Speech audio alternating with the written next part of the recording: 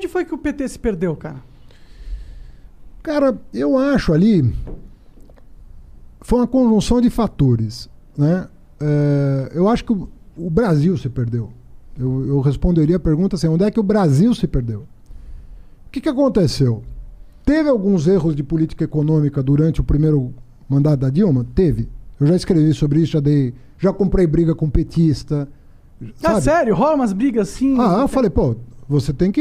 isso não é uma crítica destrutiva, é o seguinte, ó, tais decisões foram erradas. Qual é o problema de eu dizer que um governo do PT... É que você não pode criticar, né, o PT. Não, você tem que fazer balanço das coisas. Agora, cometeu alguns erros de política econômica? Sim. Sim. Mas depois que ela foi reeleita e que ela foi tentar corrigir, começou uma sabotagem do Eduardo Cunha com o Aécio Neves. Começou uma sabotagem. Ao invés de tomar as medidas para corrigir, tomaram medidas para agravar. A chamada pauta bomba.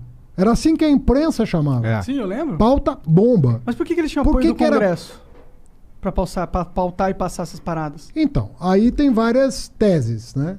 A que me parece a mais razoável é o seguinte: se deixassem ela corrigir os erros que ela cometeu, que não eram uma enormidade, sabe? Na minha opinião. Tá ok. Tá? Cometeu erros, esses erros trouxeram problemas, mas eram corrigíveis. Era possível corrigir. Como o Fernando Henrique cometeu erros, foi reeleito, deu aquela bafafá todo com o dólar e tal. E você pode falar isso de qualquer presidente, até do Bolsonaro. Exato. Então, ela tinha um mandato para corrigir. Ela tinha 4 anos para corrigir. E eu acho que o MDB e o PSDB viram ali uma oportunidade de decidir a parada. Sabe? Falar, se deixar 4 anos, o PT pode corrigir e em 18 vai estar o Lula aí. O Lula vai estar, entre aspas, disponível, ele volta para o poder. Então eu acho que eles ali deram um bote. Mas você tá, sabe? ok. Viram a oportunidade de dar um bote. Mas você não pode jogar tudo no colo dos caras, tá ligado? Porque... Eu acabei de falar que houve erros de política econômica. Eu sei. O que eu acho... Mas não foi só os erros de política econômica, na minha visão. Erros até de comunicação. Tipo, bom. A Dilma... Claro, não. Desculpa, PTzada que tá... Mas a Dilma era muito ruim falando, sabe? Ela não passava a credibilidade de um líder sério. E pelas histórias que a gente ouvia, ela tinha dificuldade até de liderança mesmo, de lidar com o dia a dia com as pessoas ali, né?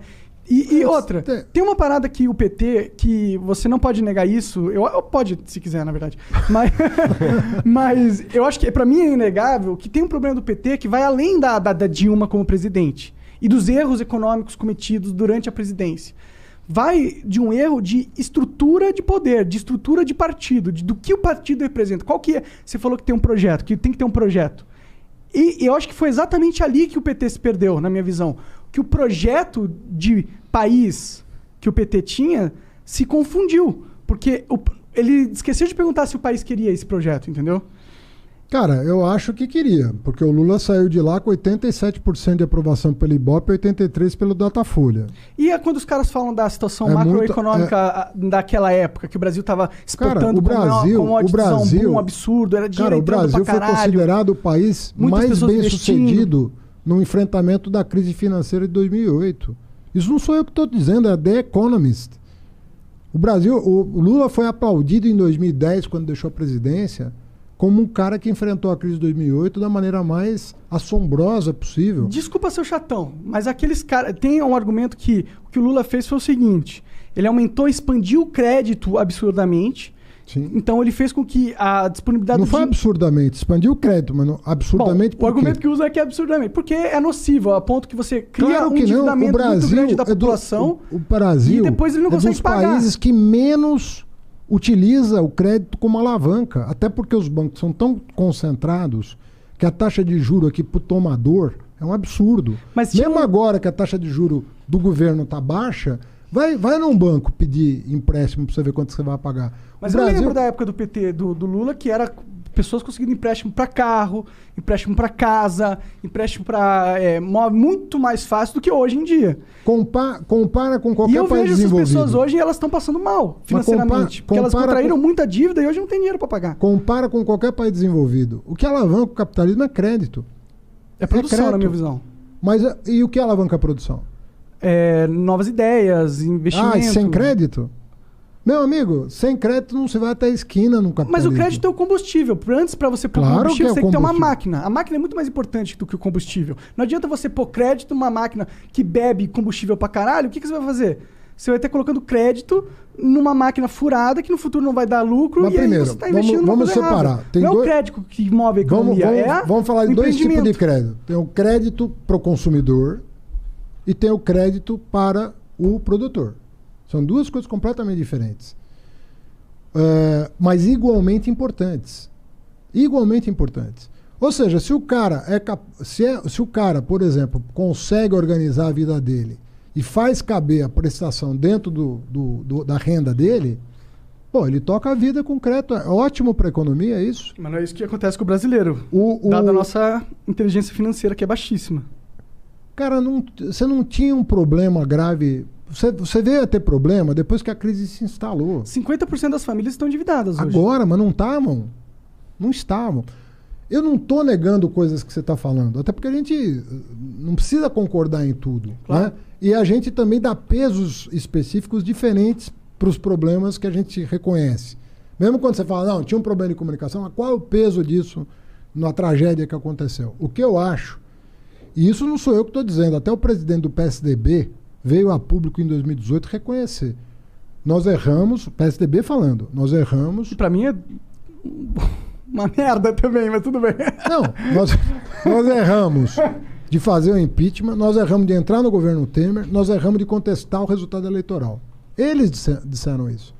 Ou seja, cara, a pior coisa para a democracia é que você fala, a democracia tem 1 milhão de problemas. Tem, mas de novo, vai fazer o quê? Vai fazer uma ditadura? Não. Então não tá em pauta isso, certo? Por mais que o Bolsonaro queira dar golpe, o caramba, eu não acho que o brasileiro vai aceitar as provocações dele. Também não acho.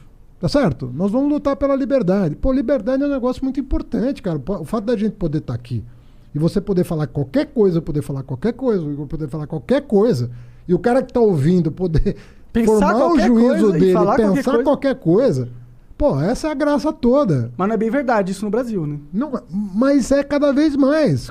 10 anos atrás você não estaria aqui Claro. com esse programa, Claro, entendeu? com certeza. Então, na ditadura você não estaria aqui falando o que você está falando, você já estaria preso, cara. Com certeza. Eu tô tentando, você sabia, né? É sério, não tô brincando não. Tô sendo investigado pela DENARC. Pelo quê? Porque eu fumo tabaco orgânico ao vivo. Pois é, entendeu? Mas Por isso que eu falo, a gente não chegou numa liberdade de expressão que a gente gostaria ainda. não A gente não chegou, vive nesse país. mas você já estaria preso em outra... Não, tá melhor do que a Arábia Saudita. Com certeza. Tá melhor que a ditadura brasileira, com certeza. De muitos anos atrás, sim. Não é tanto assim. Quantos Para um anos? país é pouca coisa. Não, eu 85 acabou. Eu sei, mas tipo... É pouca coisa. Mas o Brasil comparado ao mundo, né? É que a gente tá num mundo globalizado agora. Não, a gente não, Nós estamos não menos tem do como que a gente... nós deveríamos. Não tem como se Nós não comparar com a temos gente do inserção, passado. nós não temos inserção hoje. Cara, nós brigamos com todo mundo. Em 2 anos, nós conseguimos criar um salseiro no mundo. Você deve conhecer alguém que está fora do Brasil, da sua confiança. Liga para esse cara, ou manda um zap para ele, para não gastar interurbano, e fala para ele assim, como é que tá a imagem do Brasil aí? Não me pergunte em que país ele está. Em qualquer país do mundo, um cara da sua confiança, se você ligar para ele agora, que eu vivo, o cara vai falar, isso aqui tá uma merda. A imagem do Brasil tá... Tá os caras que estão doentes. Cara, tá uma loucura Os isso caras que aqui. estão destruindo a Amazônia. Não, mas não é tudo, cara. A OMS acha que o Brasil é o pior exemplo. Aí, pra onde você perguntar? Não, o brasileiro também acha. Quer dizer, 70% do brasileiro acha. pelo menos. Então, cara, tem alguma coisa errada. Quando eu falo pra você de projeto, você tava falando com razão. Todo governante busca estabilidade. Porra. Claro. Fazer o quê? Quem botou os deputados ali não foi ele. Elegeram, né? Aqueles caras. Todo mundo que tá ali tem voto. Então alguém pôs lá. Você tem que batalhar pela sua governabilidade. Pô, mas qual é o teu projeto? O que o Brasil vai ser ao final desses 4 anos? O que nós aprendemos? O que nós melhoramos como sociedade? O que nós nos aperfeiçoamos como seres humanos? O que a gente... Sabe? Porque até na dor se aprende. Não é verdade. Teve azar de pegar a pandemia. Teve cara que pegou a pandemia e dobrou a popularidade. aquela menina, falo menina no sentido positivo, Cássio, da Nova Zelândia lá, não. estava arriscada não se reeleger, cresceu com a crise. Porque lá foi Teve realmente... liderança. Eles lidaram muito Teve bem com a crise, liderança. né? Ninguém morreu Então, lá, tipo, não é verdade que numa crise um povo não possa aprender com o sofrimento, mas pode aprender também. Mesmo jeito que numa crise conjugal, numa crise familiar, numa crise dos negócios, você pode sair mais forte dela. A pergunta é, o que nós vamos aprender? Nós vamos sair melhor do que entramos? A minha impressão é de que não.